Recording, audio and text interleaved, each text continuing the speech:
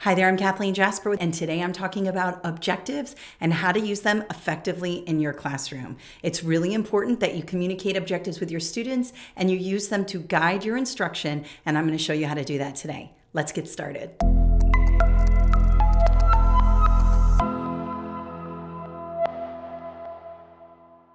Okay, so in a previous video, I talked about lesson planning and how to use the curriculum map in order to guide your own lesson planning. And that the curriculum map is really out there for you to just use. Somebody created this and it has everything you need for lesson planning in your classroom. So if you haven't seen that video, make sure you go back and watch that, and I'll link it up here. But I just want you to understand how objectives play out in the classroom. Now, if you're a new teacher, you may not really understand what objectives are. Also, objectives are going to be all over your teacher certification exams. So this video will not only help you in the classroom, it'll also help you on those subject area certification exams that you're going to be taking. So let's just take a look at this curriculum map that I've pulled up here. This is for Earth, Space, Science in middle school, and I'm in quarter one, and I'm going to be looking at this column right here under Students Do, okay? So these are the objectives for this particular portion of the curriculum map. So this is actually quarter one, and in this part, these are the objectives I'm going to focus on with my students. Now you can see I have 1, 2, 3, 4, 5 objectives here. Now this might be a whole week's worth of objectives. And the reason why I say that is because objectives get progressively more complicated or at a higher order thinking or more critically thinking as you go through the lesson. So let's take a look at what that means here. So this first objective is identify interactions on Earth.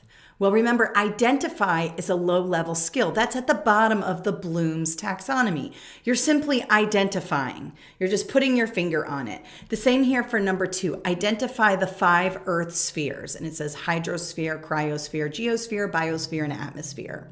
That's really a level 1 question. If I said to a student, what are the 5 Earth spheres? The student could rattle them off fairly quickly, and that's what we call a recall question, all right?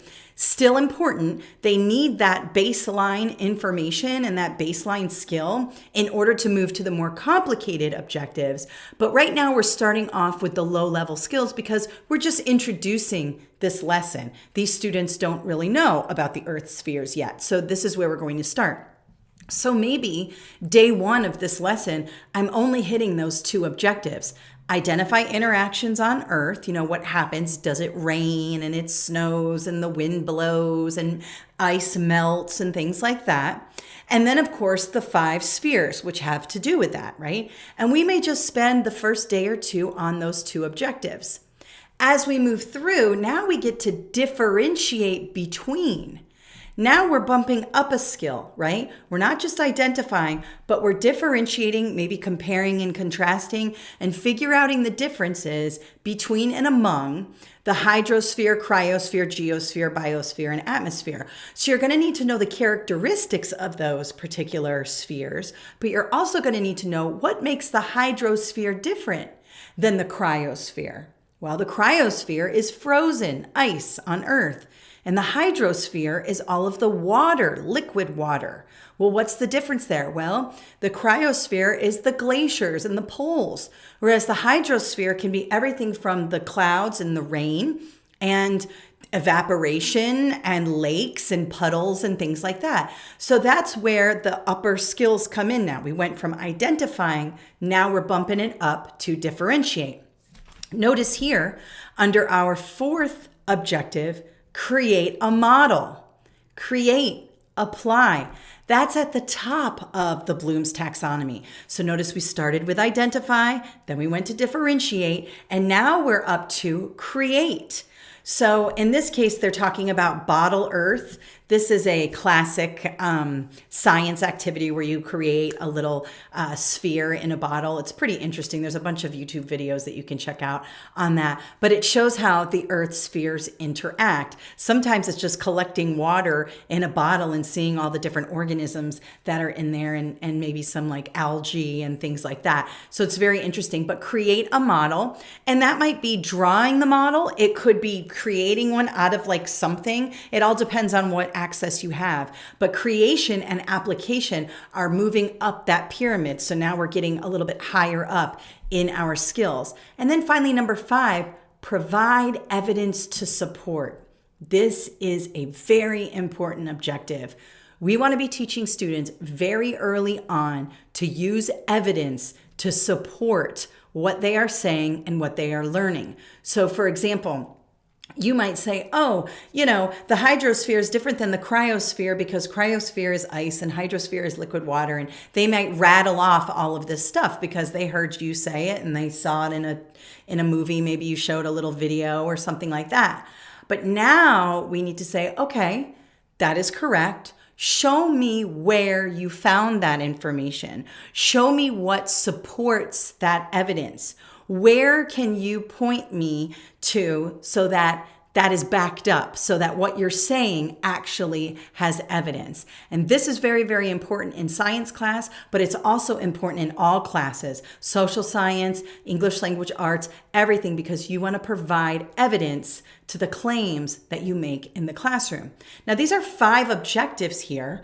And you're not going to go through all 5 of these in one day and then now you're off to the other objectives. These might stay up on your board for a good 3, 4, 5 days, but you always want to make sure that you are referencing these objectives when you're talking to the students. So let's say that these are the first 2 objectives you're going to do with students today. You're going to identify interactions on Earth, and you're going to identify the 5 spheres: hydro, cryo, geo, bio, and atmosphere. Okay? So those 2 objectives are up on your board. You just started this unit, so you're not going for anything more than that. You just want your students to get through those 2 things, and by the end of the lesson, they're going to have those down. Now, those are your objectives. You want to make sure you communicate those to students. This is something that'll help you in your teacher evaluations also. When I would come in and observe classrooms, because I was an assistant principal, and I would hear the teacher reference the objective and say, okay, guys, our first objective today is to identify interactions on Earth. I was super impressed because most teachers just write the objectives on the board because it's like a check, because that's what you're supposed to do. That's the rule. That's what the principal says you're supposed to do. But objectives are there to guide learning. So if I'm communicating this to my students, now my students know what they are responsible for. So you can frame it like this. All right, guys, our first objective today is to identify interactions on Earth. So by the time we're done with this lesson today, you're going to be able to tell me about the interactions on Earth. You're going to be able to identify them and maybe even explain them a little bit to me. The second thing we're going to be doing is identify the 5 Earth spheres. And you may have heard of these before, or maybe not. And those are the hydrosphere, cryosphere, geosphere, biosphere, and atmosphere, okay? So by the end of class today, we're going to master these 2 objectives. Okay, guys? And they're like, yeah, sure, okay, whatever. So when you start and you go through the lesson, let's say that at some point, you guys identify interactions on Earth, your first objective. A really good strategy to do is then to say, hey, did we identify the interactions on Earth? And the kids say, yeah, we did. And maybe you ask some questions. Okay, what does that look like? What does that mean? And you ask very specific high-level questions when it comes to that. And a kid raises his hand and he tells you, and the student over here tells you. Or maybe they did a writing assignment or some sort of cooperative learning to show you that. And then you can say to the students, did we meet this objective today? Are we able to identify the interactions on Earth? And when the kids say yes and show you, they can't just say yes, they have to show you that they can do it, then you can put a check mark next to that objective. And not only does that give you a sense of accomplishment as a group and the students feel that they've done something, you've met the objective. And the objective now is active. It's not just static on your board so that your principal sees them when she walks into your classroom. The students are actually interacting with the objective. So let's say we move on to the second objective. All right, guys, we've mastered objective 1. Let's go to objective 2, and that is identify the 5 Earth spheres. And maybe they can do that. Maybe they can identify them and all of that. So you say, have we met this objective today? Yes, we have met the objective. Oh, these are the 5 Earth spheres. And they talk about them and all of that. And you say, guys, we met our goals today. We met our objectives today. Well done. And now they understand the purpose of the lesson and what they're responsible for. And when they meet that objective, not only is it a sense of accomplishment, but it's also moving them towards the standards, because the objectives are based on the standards. And now they're moving towards, success on, and I hate to say it, but that standardized test at the end of the year. You're setting your students up for success.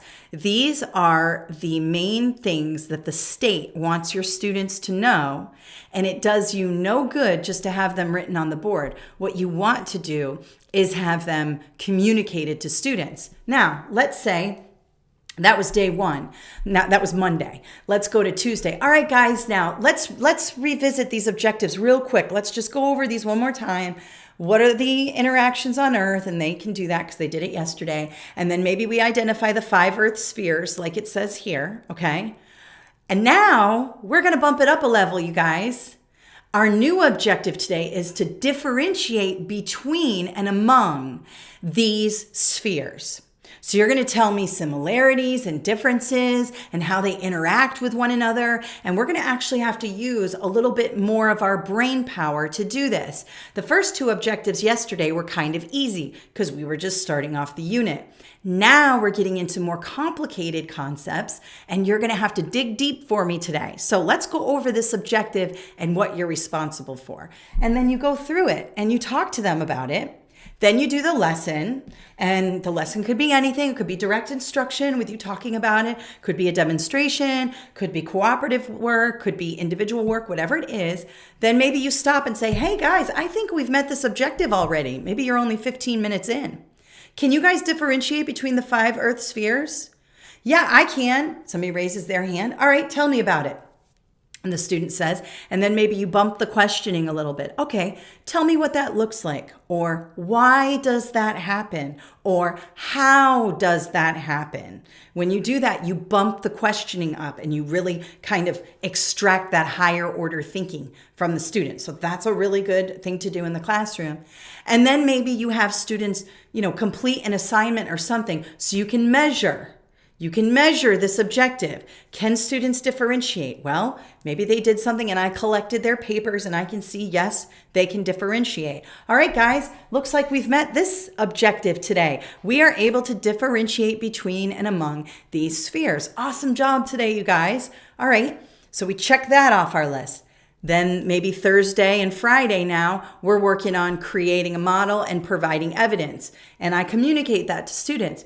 Guys, these next 2 objectives are much more difficult than our first few. These next 2 objectives are really going to require some rigor and some critical thinking on your part. And you kind of talk to them about that. That's that metacognition, getting them to understand that. We started down here with the identify.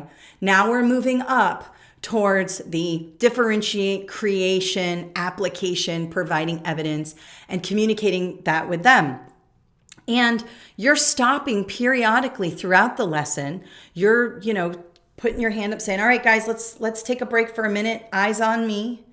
Are we able to provide evidence to support what we're doing here? And somebody might raise their hand and say, I don't really know. I can't find any evidence, right? So now we have not met the objective and that we need to slow down and maybe revisit what's going on, maybe go back over our directions, maybe help the student locate, or maybe have another student share his or her process for locating evidence to support. And these last 2 objectives might take you another day. And that's okay because they're the higher order and that's where we want them to be. We want them to be at the critical thinking stage, right? So you always want to keep revisiting. Did we meet this objective yet? Not yet.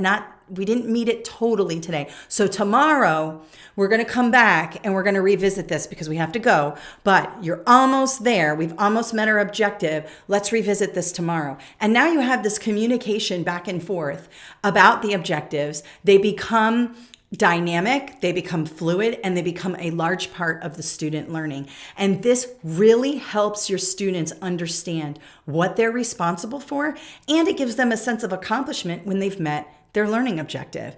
This is not just for elementary school students. When you are working with middle and high school students, this is very, very, very important for them to take ownership of their learning. These are their objectives.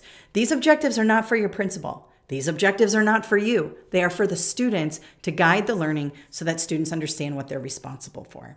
All right? So that is how you use objectives in the classroom. And don't be afraid to go back to an objective. Sometimes you think they got it, and then the next day you're like, they didn't get it. Obviously, something went wrong. I need to go back and reteach. Totally fine. Just pop that objective back up there, communicate it with your students, and keep it moving. And you'll be able to help your students learn and grow and, everything that they need to do in your classroom. All right, so that's objectives today. Hopefully that helps you in your classroom. Definitely communicate those objectives with your students.